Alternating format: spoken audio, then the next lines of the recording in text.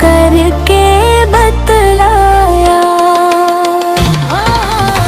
बहाया नील का धारा वही फारूक एज़म है। रसूल पाक ने अपनी खिलाफत और इजाजत से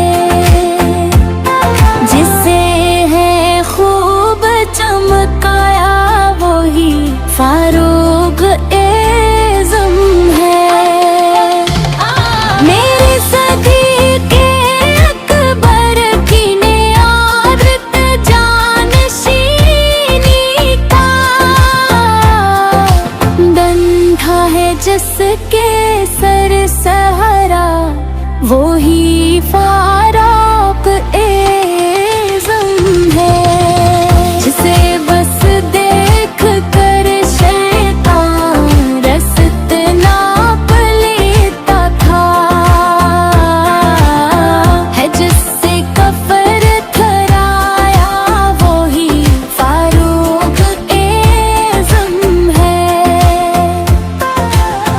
फलक दिन रात झुक झुक